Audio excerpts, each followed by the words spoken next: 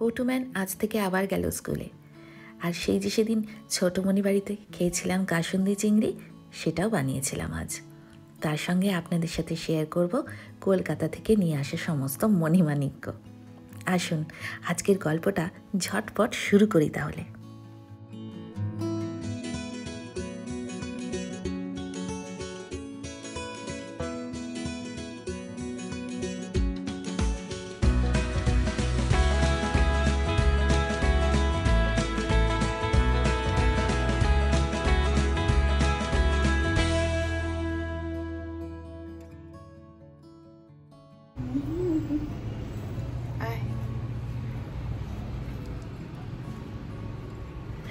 Madly বাঙালি চ্যানেলে সবাইকে নমস্কার, সবাইকে ওয়েলকাম। আজ পটু প্রথমবার স্কুলে যাচ্ছে ব্যাঙ্গালোর ফেরার পরে। সোমবার পটু যেতে পারিনি, শরীরটা একটু খারাপ হয়েছিল ফেরার পরে, তো আজকে যাচ্ছে। আজকে মকর সংক্রান্তির পরের দিন, বুধবার। ওকে স্কুলে দিয়ে আমরাও এতদিন ওই মোটামুটি ওই ব্লিঙ্কিট জেপ্টো থেকে জিনিসপত্র এনে চালিয়েছি। মাছ মাংস কিছুই নেই বাড়িতে, সেসব আনবো পটুকে স্কুলে দিয়ে। আর পটু যাচ্ছে 1 মাস পরে স্কুলে। শোনো শোনো, স্কুলে গিয়ে গুড বয় হয়ে থাকবে তো? দুষ্টুমি করবে না তো? মনে থাকবে? মনেও থাকবে না? আচ্ছা চলুন বেরিয়ে পড়ি। পেছন ঘোরো, নাও পিছনে নাও।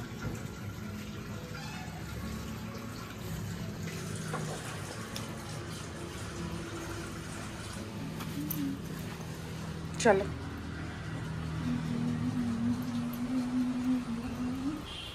পটু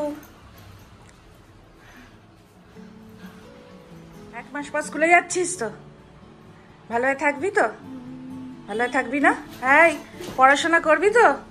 পড়াশোনা করবি তো? না বলো করবো। সে ইয়েস ইয়েস। গুড বয় হয়ে থাকবে তো? গুড বয় থাকবে তো? Good boy. চলো।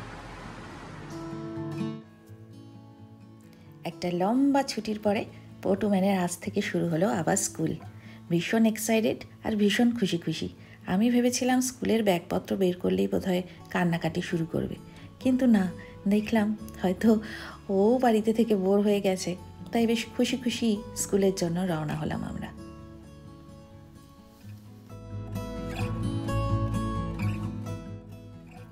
সেই যে শনিবার এয়ারপোর্ট থেকে এসে বাড়িতে ঢুকেছিলাম, তারপরে আজকে এই বুধবার আমি বাড়ির থেকে বেরোলাম। সেই চেনা আমাদের পাড়ার রাস্তা, অলি গলি, ঝট করে পৌঁছেও গেলাম স্কুলে। এই স্কুলটা পাড়ার মধ্যে হওয়াতে হয়েছে কি, পটুম্যানকে ওই হেলমেট পরানোর ঝামেলাটা করতে হয় না। অল্প একটুখানি রাস্তা, 3 থেকে 4 মিনিট লাগে আমাদের, ওইভাবেই পৌঁছে যাই আর কি। স্কুলের মাঠ জুড়ে বিশাল বড় প্যান্ডেল করেছে। শনিবারে একটা প্রোগ্রাম আছে স্কুলে, আমরাও আসবো, সেসব ছবি শেয়ার করব আপনাদের সাথে। চলে এসেছি ব্রেকফাস্ট কিনতে। এখানে কেন জানি না এই ব্রেকফাস্ট জয়েন্টগুলো যেগুলো আছে, উডুপি, সব খাবারগুলো এরকম বানিয়ে বানিয়ে রাখা থাকে কাউন্টারে। দেখে লোভ লাগলে মানুষ বোধহয় অর্ডার করে, সেই কারণে। আমি আজকে একটা ধোসা খেলাম। ব্যাঙ্গালোর ফিরেছি, একটা ধোসা দিয়ে দিনটা শুরু না করলে হয় বলুন? সঙ্গে নিয়ে নিয়েছিলাম 2টো ফিল্টার কফি, আর ছন্দক বাড়ি গিয়ে খাবে বলে উপমা নিয়েছিলাম। তারপরে চলে গেছিলাম মাছ কিনতে। এটাও এই পাড়ারই দোকান বলতে পারেন। আগেও আমাদের ব্লগে আপনারা এই দোকানটা দেখেছেন, সাগর ফিশ স্টল বলে যে দোকানটা, ওইটা আয়াপ্পানগরেই, আমাদের বাড়ির একদমই কাছে। আমরা 6 বছর ধরেই প্রায় এই দোকান থেকে রেগুলার মাছ কিনে থাকি। মাছ টাছ নেওয়া হয়ে গেছে, এবার যাচ্ছি বাড়িতে। 1 মাস না থাকলেই দেখি বেশ 4-5টা দোকান খুলে গেছে আশেপাশে। এই ভদ্রলোককে দেখছেন? এই যে মেটালিকার টি শার্ট পরা, হাতে মেটালিকার ট্যাটু।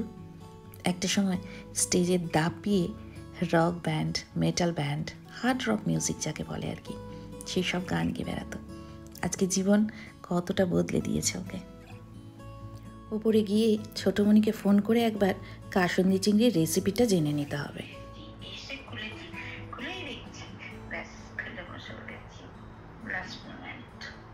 অনেক সময় লাগবে ব্লগটা বানাতে। হ্যাঁ একটা গিয়ে পৌঁছে তারপরে গুছিয়ে তবে তো একটা ব্লগ তৈরি করবো। আর প্রথম কটা দিন মন মানসিকতাও থাকে না যে ব্লগ বানাবো,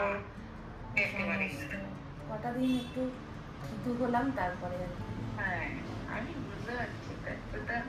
তবে শনিবার যাচ্ছে, রবি সোম মঙ্গল একটু না হলে কি করে আসবো। চিংড়ি কাসুন্দি, হ্যাঁ কাসুন্দি চিংড়ি, ওটা রেসিপিটা একটু বলো না। প্রথমে চিংড়ি মাছগুলো ভালো করে ধুয়ে নিয়ে কড়াই একেবারেই তেল দেবে। ধরো তুমি 250 চিংড়ি মাছ করছো, একেবারে মাথা দুলিয়ে দুলিয়ে বাধ্য ছাত্রীর মতো শিখে নিয়েছি। চলুন এবার ল্যাবে গিয়ে আপনাদেরকে একবার প্র্যাকটিক্যালটাও দেখিয়ে দিই। যারা যারা রেসিপি চেয়েছিলেন আজকের ভ্লগে পেয়ে যাবেন। ওদিকে ছন্দক পটুকে আনতেও চলে গেছে। কড়াইতে বেশ খানিকটা সর্ষের তেল গরম করে রসুন কাঁচা লঙ্কা বাটা দিয়েছি। রসুনটা ততটাই ভাজা হবে যাতে কাঁচা গন্ধটা যায়, কিন্তু রসুনের গন্ধটা একেবারে চলে না যায়। এসে গেছিস? कपड़ा अच्छा है, ये कोलकाता से लिया। हाँ कपड़ा, ये कोलकाता का कपड़ा बहुत अच्छा ही मिलता है। हाँ চলুন, কলকাতার কাপড়ের প্রশংসা শুনেছি, এবার রান্নায় আবার মন দিই।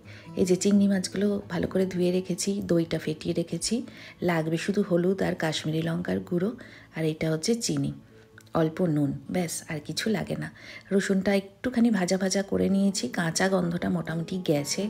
তার মধ্যে হলুদ গুঁড়ো আর কাশ্মীরি লঙ্কার গুঁড়ো দিলাম, আর দিয়ে দিলাম অল্প একটুখানি গুড়ের গুঁড়ো, মানে মিষ্টি, আপনারা চিনিও দিতে পারেন। এটা আর বেশিক্ষণ নাড়াচাড়া করা যাবে না, এক্ষুনি এর মধ্যে টক দইটা দিয়ে দিতে হবে। ছোটোমণি এই পর্যায়ে অল্প একটু জলও দিতে বলেছিল, আমি যথারীতি মমতার সাথে গল্প করতে করতে জল ফল দিতে ভুলে গেছি।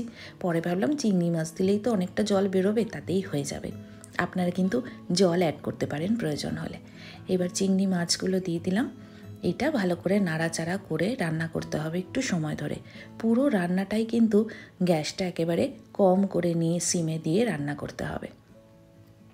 চিংড়ি মাছের সাইজগুলো একটু বড় তো, সেই কারণে আমি অল্পক্ষণ ঢাকা দিয়ে রাখবো এটা। ততক্ষণ ওদিকে পটুকে একটুখানি জামা কাপড় ছাড়িয়ে ফ্রেশ করে নিই। ঢাকা দেওয়ার আগে সামান্য একটু নুন দিয়ে দিলাম, সামান্যই নয়, মানে যতটা লাগবে ততটাই দিলাম আর কি। মিনিট চারেক ঢাকা দিয়ে রাখার পরে ঢাকনা খুলে দেখি একেবারে রেডি প্রায়। সারা বাড়ি একটা দারুণ সুগন্ধে মোমো করছে। এইবার এর মধ্যে কাসুন্দিটা অ্যাড করে দেবো। কাসুন্দিটা খুব ঠিক, আর ফ্রিজে রেখে দিয়েছিলাম বলে কিছুতেই এটাকে ওই চামচ দিয়ে আমি বের করতে পারলাম না। অনেক চেষ্টা চরিত্র করলাম বটে, তারপর একেবারে বাংলা নিয়মে বোতল ঝাঁকিয়ে মোটামুটি ওই 4 চামচ মতো দিলাম।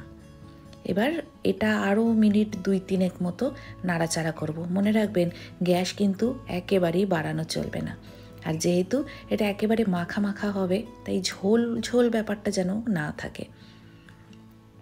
2-3টে কাঁচা লঙ্কা ভেঙে দিয়ে দিলাম।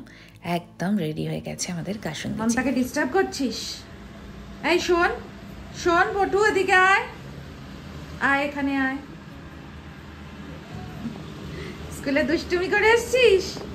হ্যাঁ দুষ্টুমি করেছিস স্কুলে? করিসনি তো? এখানটাতেই দাঁড়িয়ে থাকবে এখন যতক্ষণ রান্নাটা না হচ্ছে। এই হয়ে গেছে আমাদের চিংড়ি কাসুন্দি, গরম গরম ভাত আর চিংড়ি কাসুন্দি জাস্ট জমে যাবে। যারা যারা ট্রাই করবেন আমায় জানাবেন কেমন লাগলো, না জানালে আরই কিন্তু। আসুন এবার যা যা মণিমাণিক্য কলকাতা থেকে এনেছি একে একে শেয়ার করি আপনাদের সঙ্গে। এই 2টো কেক রাস্তায় খাওয়ার জন্য দিয়েছিল মা, খাওয়া হয়নি তো বাড়িতে এনে খেয়েছি। আর এইটা হচ্ছে 1 ডাব্বা চাটনি। ছন্দক তো চাটনি ছাড়া একদম খেতে পারে না, আর আমার যত চাটনি বানানোয় অ্যালার্জি, এটা দিয়ে বেশ কয়েকদিন চলে যাবে। খানিকটা নলেন গুড় এনেছি, না পিঠে এবছর আর করবো না, যথেষ্ট কলকাতায় খাওয়া হয়েছে। এটা দিয়ে একবার নলেন গুড়ের ফিরনি বানাবো, আপনাদের সঙ্গে অবশ্যই শেয়ার করব সেটা। এটা হচ্ছে মুগ ডাল। ওই যে মায়ের বাড়িতে কালী পুজোয় ভোগের খিচুড়ি বানাচ্ছিলাম না, যখন মাকে বলেছিলাম মা মুগ ডালের দানাগুলো কি ছোট ছোট সুন্দর, ব্যাস মা মনে রেখেছে। যাওয়ার আগের দিন যখন দেখা করতে গেলাম দেখি টেবিলে গুছিয়ে রাখা আছে আমার জন্য মুগ ডাল। এইটা হচ্ছে দার্জিলিং টি। চা পাতা ছাড়া তো আর দিন শুরু হয় না। এই সমস্ত কিন্তু শাশুড়ি মা দিয়েছেন, আর এই ঘিটাও ওনারই পছন্দের এক দোকানের। আর এই জিনিসগুলো দেখে হাসবেন না প্লিজ, আমি জানি এগুলো ব্যাঙ্গালোরেও পাওয়া যায়, তবে এখানে বড্ড দাম, তাই কলকাতা থেকে নিয়ে এলাম একটা ঝুড়ি আর একটা হাত পাখা।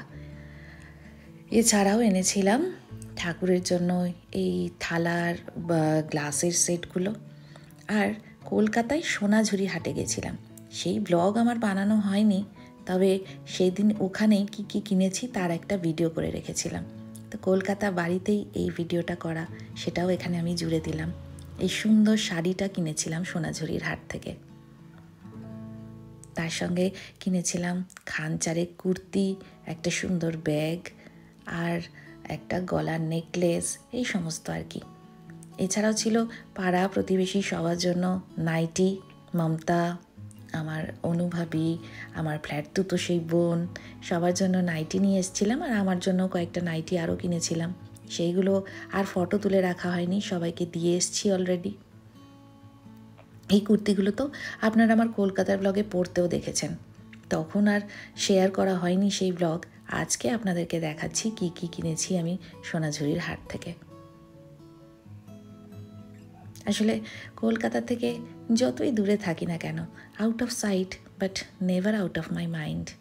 মন থেকে কল্লোলিনী কিন্তু কখনোই দূরে যায় না। এই ব্যাগটা কি অপূর্ব সুন্দর না বলুন? আসলে রবি ঠাকুর নিয়ে বাঙালির গর্ববোধ, আদিক্ষেতা যাই বলুন না কেন, সেটা যতদিন থাকবে বুঝবেন আমাদের পাটা মাটিতে আছে। আর এই সুন্দর সানফ্লাওয়ারটাও একটা মানুষের হাতে তৈরি। এই সমস্ত জিনিসগুলো যখন সোনাঝুরির হাটে কিনছিলাম, একদম দরাদরি করতে মন চায়নি। হয়তো মনে হয়েছিল জিনিসের তুলনায় দাম একটুখানি বেশি, তবে শিল্পের তো একটা দাম আছে, সেটা যদি আমরা না বুঝি আর কে বুঝবে বলুন। আর কিনেছিলাম গোপুদের জন্য একটুখানি সোয়েটার, এগুলো অনলাইনে অতটা ভালো পাই না। তো এইটা হচ্ছে আমার কেশবের জন্য, আর এই জিনিসটা হচ্ছে গোপুর জন্য। আজকের ব্লগ এখানেই শেষ করি। মণিমাণিক্য সব গুছিয়ে রাখবো, আর আমার কল্লোলিনী বুকের মধ্যেই থাকবে। ওইদিকে যাতায়াত থাকলে আর আমার মতো প্রথমবার জেনে থাকলে একবার ঢু মেরে আসতে পারেন নিউ টাউনের এই সোনাঝুরি হাট। শান্তিনিকেতন যেতে না পারার আক্ষেপ খানিকটা মিটিয়ে দেবে। যাই হোক, আজকের মতো আসি কেমন? সবাই খুব খুব খুব ভালো থাকবেন আর আমাদের পাশে থাকবেন। খুব তাড়াতাড়ি দেখা হচ্ছে কিন্তু।